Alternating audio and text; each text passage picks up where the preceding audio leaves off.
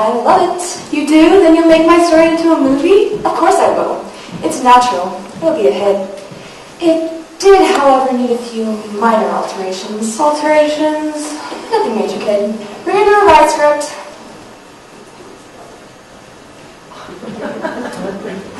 This is just the Act 1 revisions, but you get the idea. But what was wrong with my story? It was too simple. It didn't have any oomph. Look here. This is your scene, Lenny. A young woman named Mary is working in her home. Suddenly, an angel of the Lord appears to her. Hail, you are blessed of the woman. The Lord is with you. The Lord, what are you saying? What do you mean? Hear up, Mary, for you have pleased God. I have? You shall have a baby and shall call him Jesus. Me? Have a baby? He shall be called the Son of God, and God will give him the throne of David. His kingdom will never end. But I can't have a baby. I'm not married. I don't have a husband. The Holy Spirit will come upon you. The child born of you will be called the Son of the Highest. What was wrong with scene 1? Well, in the first place, you have Mary doing housework. What kind of job is that for a female lead? She needs something more glamorous, more exciting. Corporate vice president, lawyer, something high-powered. But she was a peasant. Peasant schmeasant. No way. That's dull. Then there's this bit about the baby. Who's going to believe that she's worried about being a mother before she's married? But she was worried. She was concerned. You don't understand. But I do understand, kid. I know what sells. Listen, kid. The thing's too simple. No production value. It needs some pizzazz. So here's what we'll do. We'll cut that scene. Replace it with Caesar's palace. There'll be color, excitement. There'll be jugglers, musicians, acrobats, dancers. There'll be singers. Wild animals. Then, suddenly, Caesar enters.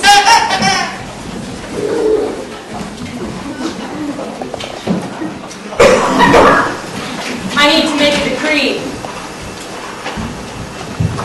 If you have 98.6 degrees, you be normal. Hang on, fool, send me a scribe. I hereby decree that all people shall be sent back to their ancestors' towns, so that all the world can be counted, and of course taxed. Well, that's a good day's work. I think I'll take a nap.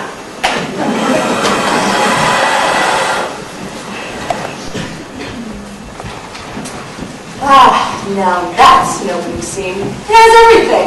The audience will be riveted to their seats. But it spends too much time on Caesar and his palace. Too much time on Caesar? Kid, Caesar was the most important man out there. Emperor of the world. You can't spend too much time on Caesar. But in this story, there's only one reason he's mentioned. His decree caused prophecy to be fulfilled, and meant that the Messiah would be born in Bethlehem. Kid, listen to me. My way's better. Take a little time to think it over. You'll see. Let's look at another scene, the one in Bethlehem. So Joseph took his wife Mary and traveled to Bethlehem, but they arrived late. There was no room at the inn.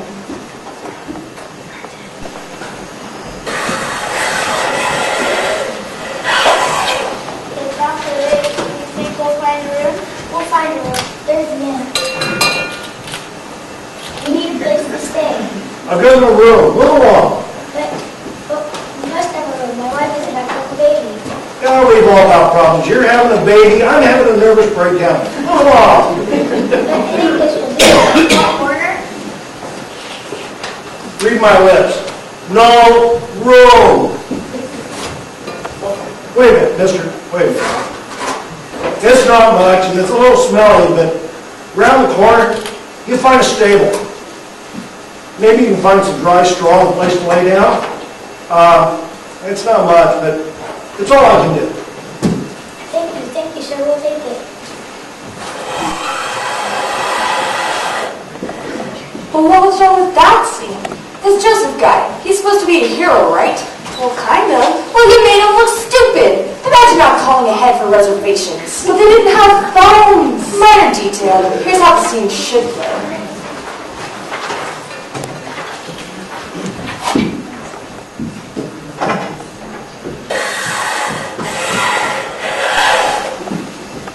It's awfully late. Do you think we'll find a room?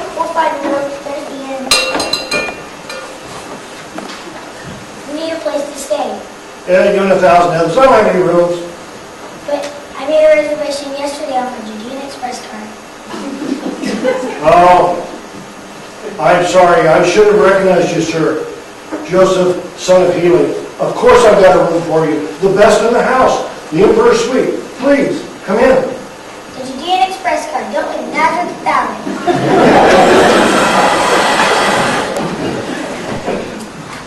Nah, isn't that better? Our heroine gets a place in which to have a baby, and Joseph looks like a real hero.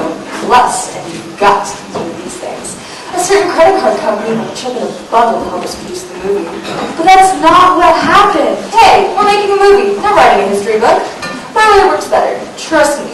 I know this business. Now, here's the scene we really like. Amazing. A scene that you plan to leave alone? Sure, kid. The shepherd's out in the field.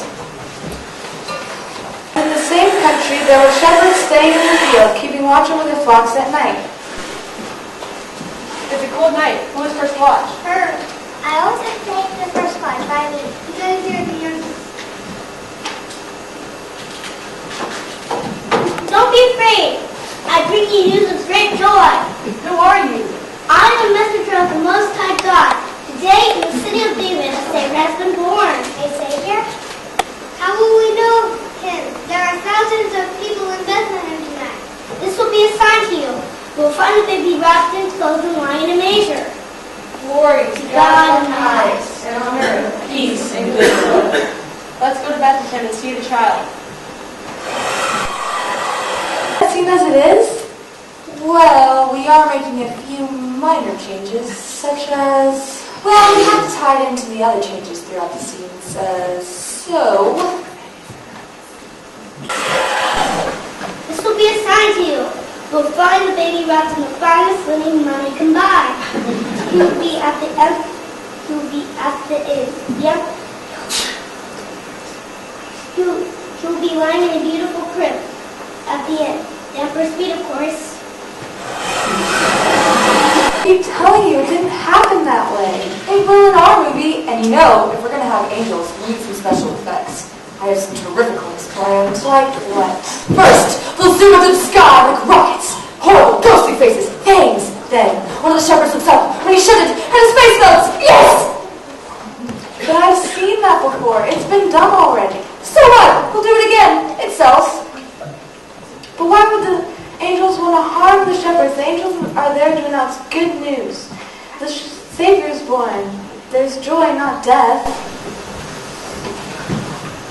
Listen, kid, never let the facts interfere with good special effects. I don't know about this. Trust me, kid, I know this business. We'll have it.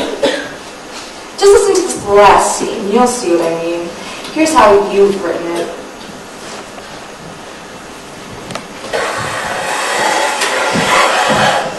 Your Majesty, I certainly am. What do you want? I'm a busy, busy man. we come to present gifts for the newly born king. What new king? The one whose star we stay in the east. Impossible. If there was a new king, I would be the first to know. But there must be a newly born king we saw in the star. Well, you must be mistaken. But I'll find out. Guard! Go and ask my counselor where some new king is supposed to be born. Yes, sir. So, while we're waiting, why don't you tell me what you brought? We brought gifts fit for a king. We brought gold, frankincense, and myrrh. Wonderful. Simply wonderful. I love them. Good. I have the information you need. This king is supposed to be born in Bethlehem. Go and search for him. When you find him, come and tell me where he's at. That way I can come worship him too. As Your Majesty wishes. Guards, Yes, sir. gather all the soldiers, and when these Eastern wise men come back and tell me where to find this king, I'll give him my own present, his personal beheading. Yes, sir. Yes, sir.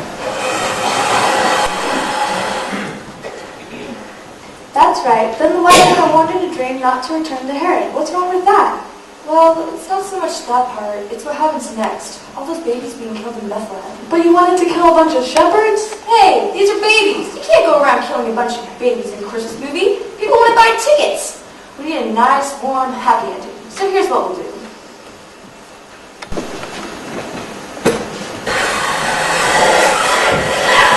Your Majesty, I certainly am. What do you want? I'm a busy man. Come to present gifts for the newly born king. What new king? The one who started being lazy. Impossible. If there was a newborn king, I would be the first to know. But there must be a newborn king who saw the sun. You must be mistaken, but I'll find out. Guard! Go and ask my counselor where some newborn king is. Yes, sir. While we're waiting, why don't you show me the gifts you brought? We brought gifts for Franklin. We brought gold. Frankincense and myrrh. Wonderful. Simply wonderful. I have the information you need. This king is to be born in Bethlehem. Thank you. We'll go there immediately. Wait, Yes, Your Majesty? you brought all these gifts for the new king? Yes, Your Majesty. Well, nobody brings me gifts anymore. Why not? Perhaps Your Majesty, you have been an evil king. Yes, I have. Perhaps your subjects no longer listen. You're right. They don't. You need to change. That's it. Guard! Yes, sir. Gather all my possessions. Bring me a bag of gold. I'm going to take it to the new king. Give everything else to all the poor people in Jerusalem. Yes, sir. Yes, sir. Oh, and guards. Yes, sir. Tell the royal chef to cook the fattest goose he can find. I'm going to take it to the poor scribe's house, the one with the lame son. Yes, sir. You're really generous to our people, Your Majesty. Well, I see how long you've been. But come, let's go to Bethlehem together. We'll find the new king. Let's try the emperor suite at the end first. Then we'll all come back to Jerusalem and have a happy Christmas dinner.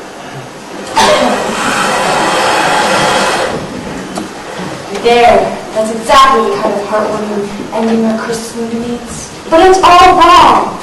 Nonsense. It'll sell. Always best. What are you walking in? Everything's all wrong. What do you mean all wrong? What do you know? You're just a little kid. Because Mommy read this place to me already from this book. So they hurried off and found Mary and Joseph and the baby who was lying in a manger.